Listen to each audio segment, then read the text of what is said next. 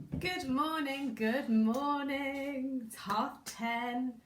It's Thursday and we're gonna have a chat. How has your day been already? If you are dropping on, please say good morning, please say hello. Tell me whether or not you have sunshine. I do. I have my blinds closed this morning. It looks beautiful out there. And yeah, I'm already looking forward to my lunchtime bit of fresh air and a walk with the dogs. Just gonna straighten you up a touch. So yeah, please say hi when you jump on. Tell me whereabouts you are, and give me a little emoji for the weather, so I know where you are at the moment. Yeah, what a week it's been.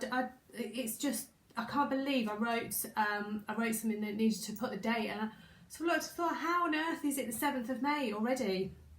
Our little street are getting ready to do a little get together tomorrow. All very strict social distancing rules will apply, but we're going to do a little thing for VE Day. And when the notes first came out, I just thought, Becky, good morning, lovely to see you.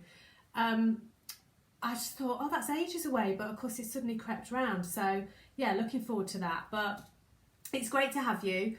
And yeah, this morning I've picked a topic which, those of you that watched the 3-day challenge, which I did over Friday, Saturday and Sunday, and actually that reminds me to tell you that those videos, there's 3 days worth of training. They are packed. They take you through a journey from where you might be at the moment and identifying some signs that things maybe aren't right for whatever reason, then to, well, if things aren't right and you want to change something, well, what is it that I might be able to do? And we explore what your superpower is, and that's fab. There's some great little exercises in there.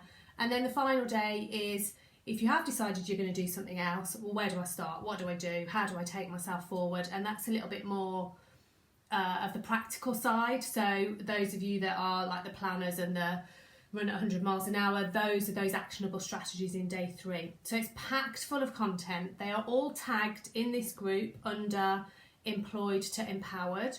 So go and take a look at those trainings, because I will be taking them down.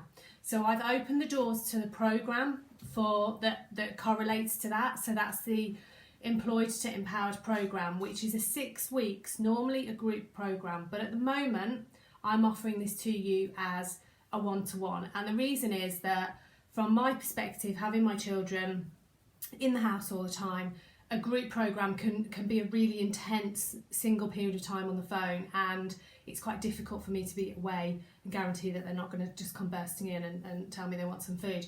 So doing one-to-one allows me to flex my time and be on the phone just for a single hour. But also for you guys, you get masses more depth in terms of the coaching, in terms of my understanding of your business model. You'll be pushed a little bit more, and I'll be able to really get in depth with you and your purpose and what you're looking to do. So that is still a 6-week program. It is structured, but given that it's one-to-one, it will be totally tailored to your needs, and it'll be a transformation. It will be a case of taking you from where you are now, where you might be feeling nerves, you might be a bit, I don't want to go back to work, I'm not sure about that. And it will take you through to a place where you've got an actionable strategy. And actually all the work that you do throughout that, I don't give tasks, I don't give homework for the sake of it, for the exploration, for the purpose of doing it. I give the tasks and I create the workbooks and the work off the back of it, so that is then what you use. So you have an actionable pattern to work towards, you've got a framework, and you can scale that in your own time. So there is an absolute mass of content. Interest has been amazing, and I will keep reminding you of that, but I have opened those doors. If you're even remotely thinking, oh, I'm not sure whether that's me, just drop me a message. Let's get on a quick chat and we'll find out. And honestly, I will not bring you into the programme if this isn't right for you, because you won't get the benefit. I won't get that feeling of you having achieved. You're not going to give me a good review, and nobody's really won. So if you're not right and the time isn't right for you in your life, then we'll both agree that. I'll still want you in the group, and when things change, let's hope you'll be ready to move forward. But if it is right for you, then I will absolutely tell you. And if what you're doing is, as we come on to self-sabotage, if what you're doing is telling yourself a story which, I'm not ready, there's this happening in my life, then I'm going to reflect that back to you, because the hardest thing about making any change in your life, I don't care what it is, the hardest thing is those first couple of steps. It's making the decision and then moving yourself towards that place. But then every step you take after that, that is a step forward, that is a step towards your goal. And watching that feels amazing for me, and being part of it and helping somebody do it, it's just phenomenal. It's a beautiful thing. So if you think that this could be right for you, then please drop me a message, pop me a note. We'll have some dialogue and we'll decide whether that's right for you. My time offering this is going to be really limited, purely because it is one-to-one. So my diary is finite, and I can't book over a certain amount. So I need to close it. It won't be open for long, and then we'll be moving into what the offer will be next time. So if you're even remotely thinking about it, please just be brave, ask me something about it, and let's work that through. Okay, anyway, back to today, self-sabotage. Do you know what? I don't even have a cup of tea today. We've had a bit of a manic morning in this house, and I don't even have any tea, which is a bit rubbish. So I hope you have your drink. Let's just take a little bit of time to talk about this thing, which is bandied around, and it has lots of different titles, but principally it's about you getting in your own way. Why are you not moving forward? Why are you experiencing some of these, yes, I think so, but it's like driving your car with the handbrake on. There's something that's always holding you back. So to get to the point of tackling it, and this goes for everything, we have to recognise it, and we have to be able to say, okay, that's interesting that's popped up. And when we can recognise it, we can start to do something about it. So there are a number of different ways that this can show up, and for some it might be just one or two.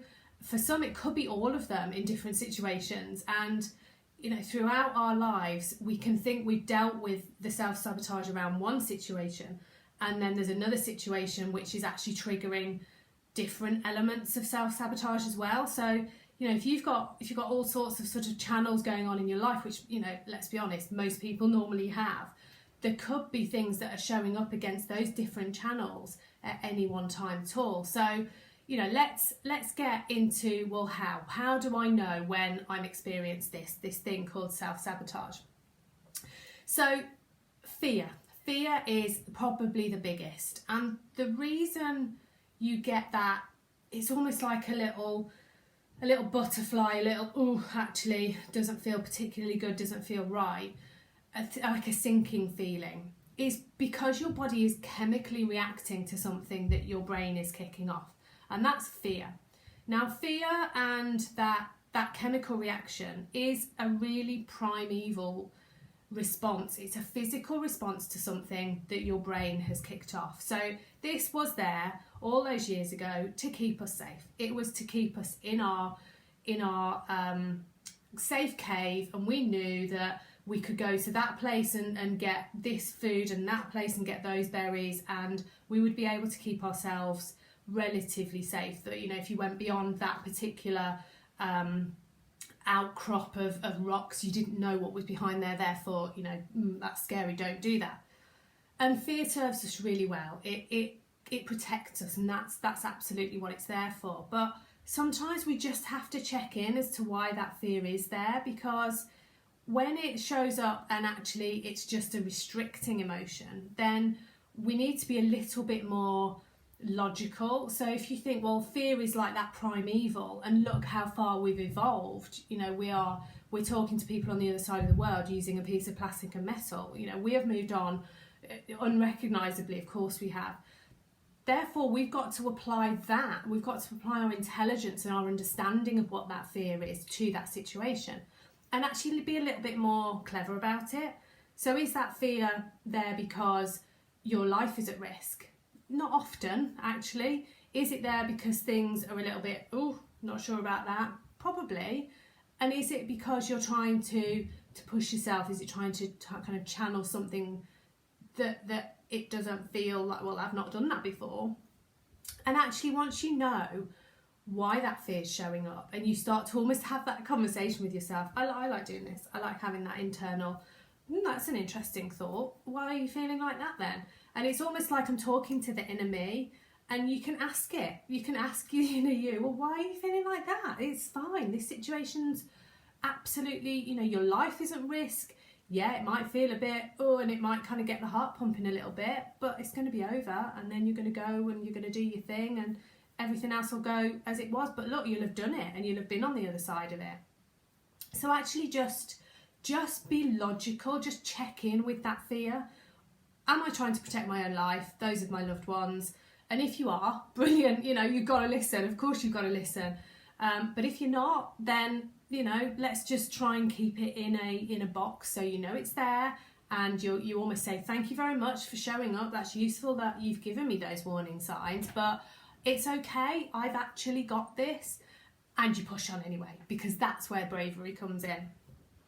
So I know I'm going off the subject now, but I trained just over a year ago to teach body pump. So any of you that go to the gym will see it's a huge, great big brand. It's a Les Mills worldwide brand, and body pump is the one that you do with barbells and weights.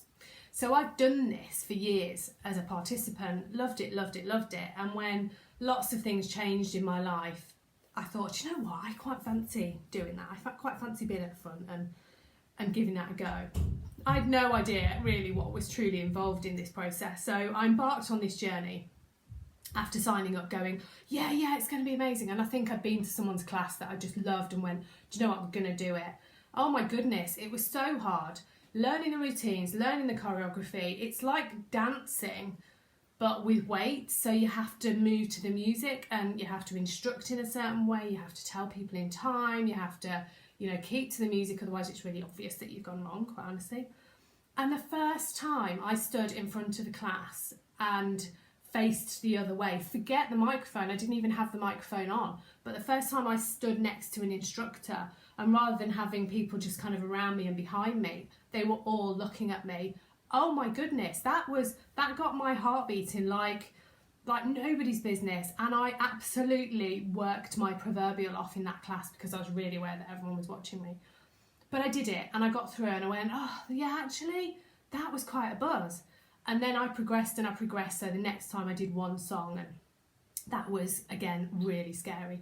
Then I did 2 songs, and now, obviously not now, but in normal circumstances when the gyms are open, I teach twice a week, and I absolutely love it. And it's such a buzz enjoying exercise with a group of people and getting them motivated and having fun. But if I'd listened to that fear, I wouldn't do that, and I wouldn't be able to share my enthusiasm and get all those people fired up on a Saturday morning, and I would miss it and they would miss it. So, recognising it's there and then going, it's fine, is absolutely key.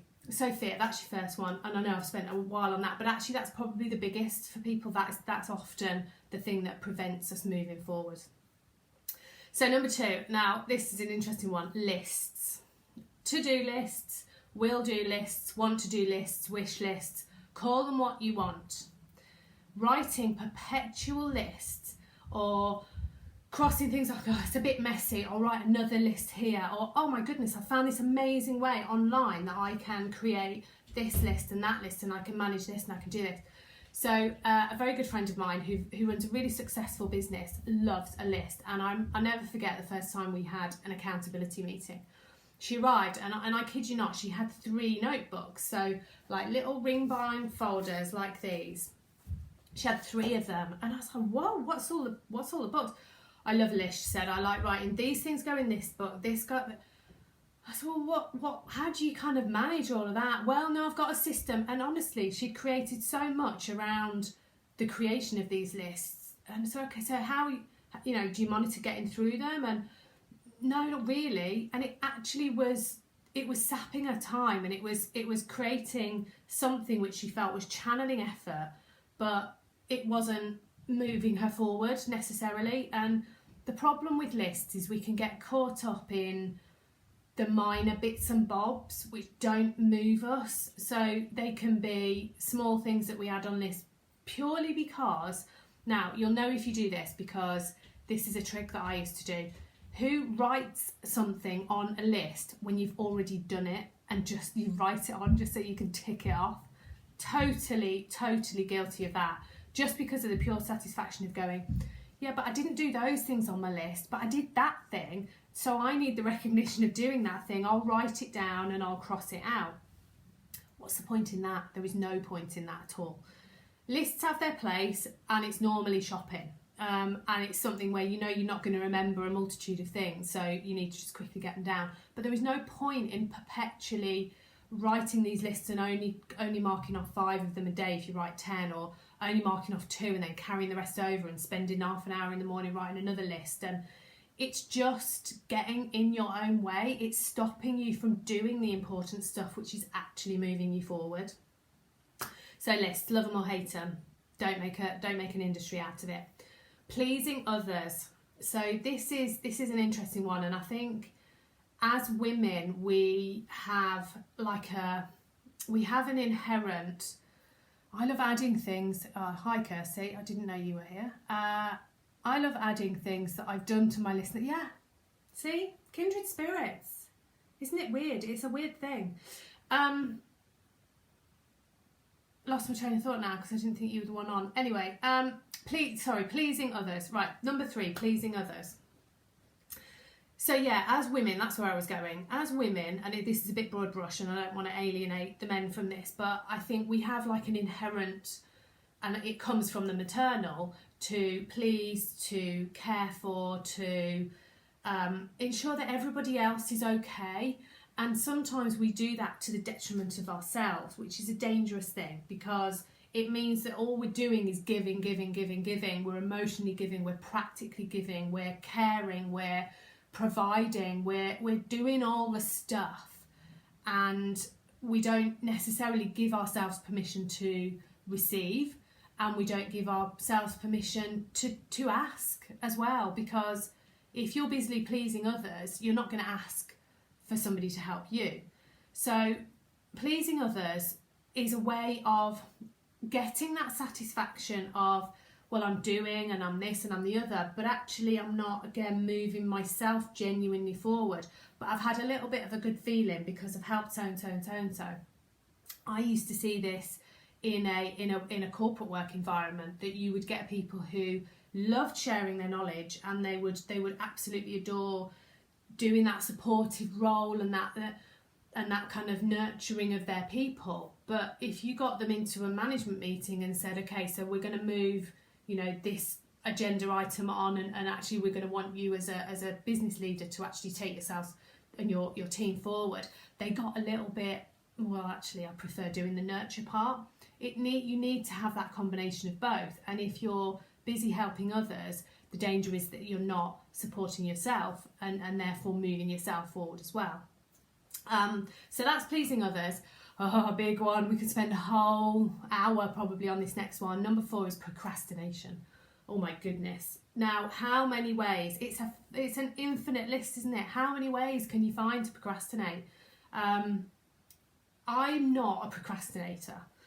I'm a doer. I'm a plough on, get on. But actually procrastination still creeps in for me. And the group that I'm part of, where I'm going through a group coaching program, they've named me Roadrunner because they just see me at like 100 miles an hour, and I'm constantly doing, and I'm running at a fairly fast pace most of my time. But actually I still find ways to procrastinate. I will still find ways to be able to go, in my head, I can't sit down to work if there's like dirty pots out in the kitchen, or there's some washing to be done. So, in a normal environment when my children are at school, I would come in from school and like do a super quick, massive house sweep of picking up their blooming pyjamas and sorting the dishwasher and this and this and this, before I would then be able to settle down to work to feel, oh, I can do that now, because it's all rubbish. That's just procrastination. It's just me putting off doing the thing that's going to actually, I should do the thing first and then go and tidy the house. But it shows up in so many ways. I'll definitely need to do this before I move on to task of this. And it's just your brain again. It's that fear, but it's showing up in a different way, and it's clever. It's really clever, your fear. And it'll just kind of tap you on the shoulder and go, oh yeah, but what you probably need to do is go and do that course, or yeah, but if you did that first, then you'll be able to do this thing. And it's really debilitating, because if you listen to that, good morning Jackie, please say hi when you jump on, I can see 3 people are with us. If you're busily doing all this stuff that puts you off, then you can finish the day and sort of go, oh, I feel much better now today because I did that thing, and then it's that sort of, well, yeah, but I didn't sort of do the biggie on my list because I just put it off. And that's where having real focus and goals and being able to set yourself a big vision and then your smaller goals really, really come home to roost, because what you're able to then do is check in on the activity you're about to start doing and be sure that it is towards your goal. And that for me is the biggest single, almost like a stop and check that I can ever do. No problem, Kirsty, you catch the replay, it's going to be in here forevermore, so I will see you really soon. For me, moving that questioning, that sort of, is this right that I do it? Is this right that I have to do it? And I used to work with someone who loved getting into detail, who loved doing like the admin tasks. That's where they felt safe. But actually that wasn't their job. That wasn't part of the overall objectives that the business was paying them to do, but they liked it. So they kind of kept defaulting back to it. So my mantra to them was, every time you're about to start something, you have to check in with yourself and say, is this part of my goal? Is this an objective? Does this form part of the ultimate picture? And if it does, great, you know, even if it's a small step towards it, then you're not procrastinating. But if it's, well, it's tenuous, then leave that till later and do one of the things on your to-do list, or you know, something you're focusing on. Do something that is going to move you on, because that's going to be so much more rewarding at the end of the day. It's not those little things that might feel like they're good fun to do that's going to move you forward. It's the bigger stuff. So procrastination. Ignoring issues. Now, again, broad brush, but the women that I've been in contact with are better than this than men. I think that there's men that will much more readily see an issue, have an issue, and deal with it. And my kids are a great example of that. And I know that the girls that they're in class with don't. They're a bit more sort of behind the back, and whereas my kids, particularly between the two of them, if they've got a problem, they'll just have a massive fight, deal with it, it's done. Whereas girls will kind of nitpick a little bit more, and I think we carry that through. So I think, you know, how many times have you ended up in a situation where you're sort of having this internal conversation with yourself about somebody? Well, you know, if they didn't this, then I wouldn't feel like this. And, well, if they just picked up their laundry sometime, you know, it might be really small stuff in the home, but it might be big stuff as well that, you know, why is that person not, why can't they consider my feelings in this situation? And I can't believe they're behaving like that. And we have this internal dialogue, but do we say it? Do we let it out? Not always. And then it builds and it builds, and it kind of gets this proper head of steam until suddenly you triggered, and then bang, it all comes out in one go. And I think, you know, actually putting off having that discussion with the person or tackling something head on, you're sabotaging yourself from moving forward. So I used to have a rule in my corporate day that if I'd got what I would proverbially know as a conversation to have with somebody, like I really didn't want to have it, I knew it wasn't going to be the news they wanted to hear, I knew that it was going to impact their day, you know, I was just not looking forward to that conversation, whatever it was. If I had one of them that I knew I had to do, I'd do it first, because if I didn't, the rest of the day would be eaten up by that conversation, and lo and behold, all that other stuff would kick in. I'd find other things I had to do that were much more important, and then suddenly, oh look, it's 5 o'clock, they've gone home now, I won't have that conversation.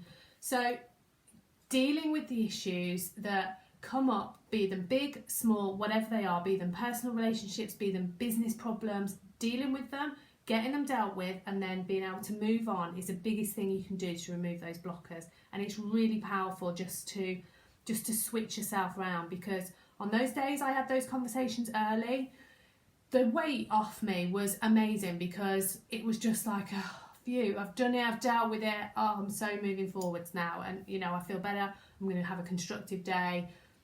it's not personal, so let's all move on from it. So yeah, ignoring the issues. The next one is perfection. I'm going to type these into the bottom, and I've actually done a little funky graphic which I'll post as well. But perfection, oh my goodness. So I can't possibly send that email because I haven't proofread it 3 times and changed the abbreviations and put my commas in the right. Okay, but is the message changing? No. And when we're doing something for ourselves and within our own business, it's really easy to, yes, but my website doesn't look amazing, and my this doesn't look, and before you hit that live and to do a video, am I scripted? Do I know what I'm going to say? What if people don't like me? What if it's not amazing when I do it? What if? It's fear again. It's striving for perfection is exhausting and actually largely fruitless, because to somebody your message wasn't perfect, but to somebody else it was, and it was in its purest form with the mistakes and the whatever. It still hit the spot. And actually just waiting, you're putting off doing the thing. So just get the thing done. I am a bit of a perfectionist, and I'm a bit of a control. I like to have things right, and I am constantly, like daily, striving to let that go. And I'm so much better now. So I have a little sign, a little handwritten note that I've written on my board next to me that says done is better than perfect. And I try as hard as I can to live by that, because if you don't, it both is exhausting and you just never move yourself forward. So I try and live by that, because I love this rule that how you do one thing is how you do everything. And there's those that are kind of living a certain life in their work and then living a different life, and that's never going to carry on for long without impacting one or the other. How you do one life should be how you do the other. So if you're going to approach it with a positivity, and you're going to meet the day head on, then do that in every sense. Do it related to everything. So the way that I try and move myself forward, that's my doorbell going, so my dog's now going to go mad. The way that I try and get past that is just concentrate on the next thing that I'm going to do. So get the thing done that I'm doing, and then go, right, I'm on to the next thing now. I'm now being able to move something else forward, rather than dwelling on that. Oh, I've got to get this right, and I've got to work over and over it. It's moving you on. It's moving you on. But I totally recognise that actually perfection is a really tough habit to break. So the next one is listening to the negative. Now, listening to the negative can be both an internal voice, so that conversation you have with yourself, but it can also be the negative, because there will be a negative sense around you no matter what is happening in your life. There is a negative element somewhere, and if you look for it, you'll find it. But if you don't look for it, lo and behold, it's not there. And you can do that whole, once I see one thing that's negative, it's there and it keeps coming up. But the same thing is true of the positive. So it's sort of up to you which one you listen to. Now, listening to that negative voice might be the voice in your head. It could be external, but actually, does it help you? Does it move you forward? And if you allow it to, it will literally, like a fungus, kind of get hold and spread and evolve and become much more than it really, really is. And there is no need. There is absolutely no need. You can have that conversation with yourself and say, yes, I recognise that everything isn't rosy, but it's how I deal with it that counts. Or you can exaggerate it and you can make it worse in your mind and let it grow arms and legs and everything else. So, listening to the negative, again, it's letting it wash through you. I heard it was whatever, and that's that person's view, and off it goes again, back out into the ether, and it doesn't make any difference to me. The inner critic, that's really similar. That's the final one. So we all have that voice that says, are you sure? Are you sure? Oh no, don't do that. Don't be this. Don't say that. What if this? What if the other? And guess what that is? That is, again, the fear. That is the keeping you safe. Well, don't go and do that thing, because you've not done that before. What if that goes wrong? and all of a sudden you've ended up with this voice actually convincing you not to bother, and you've not tried something new, you've not challenged yourself, and therefore you've not moved yourself forward. And there is no doubt that trying new things for everyone feels different. And there's a huge scale. There's the absolute extreme where people are crippled by a physical reaction, almost a panic attack when something new is there, and that might be a big thing, but it could be a small thing. And then there's the people that just look like they just breeze into every new situation without a care in the world. Now, there will be some level of reaction even from those most confident seeming people, but isn't it those confident seeming people that seem to do that really regularly? And lo and behold, if you don't listen to your inner critic, you can actually retrain yourself to go, it's fine, so what, it's new, I can go and do that, it's fine. And your brain goes, oh, actually, you did that thing that was new and it was okay. You did that thing that was new and that was actually quite good. And you did that thing that was new where, it wasn't great at the time, but look, you got through it. So you get to sort of push that boundary of, so when I do something new, I feel this reaction, but look, I can get through it and I'm on the other side and it's fine. And actually, I got something from it. So the less you allow yourself to listen to that inner critic, the more that you can actually push those boundaries and push yourself forward. Right, so that is your 8. I will list them out and I'll drop the graphic into the group when we're done, just so you've got that as a reference. But I just want to finish by, I guess, echoing what I said at the beginning, that if you're at that place where you're not sure what to do next, you're considering your options, are you about to return to work, are you not, are you in that should I, shouldn't I? If you've got the seed of an idea about something else that you can do, there has never been a better time to do something about that. The world is on the cusp of attempting to get ourselves back to normal, and it is going to be a new normal. I think that's accepted. So working for yourself, working from home, having your freedom, generating your income yourself is such a powerful place to be in right now, regardless of where you've come from. But doing it on your own is really tough, and that's where businesses fail. The most fantastic businesses ideas, the most talented people can easily fail when they try and go it alone. So that's where I want to help. I want to be with you for 6 weeks, holding your hand, walking you through the business processes, the strategies, the plans, how to build it, how to market it, how to sell, how to get your message out to the world, how to deliver it when you've got those clients coming towards you. But more than that, you need to be ready in your mind, and you need to take on the world with that internal power that you know you've got a message to share and you can share it confidently. Because fear is going to show up. Self-sabotage is going to show up all the time. And when you're trying something new, it's hard to tune that out on your own. So that's where I can help. So it's a 6-week program. It is an absolute steal of a price, to the point where my coach said, please don't do this again because you're selling yourself really short. But now is the time that I want to get into as many people as I can. I want to offer the help as reasonably priced as it is. So honestly, it is such a steal. I've done lots of coaching programs myself. I make it a mantra that I'm always part of some sort of coaching group, working with someone one-to-one or part of a group.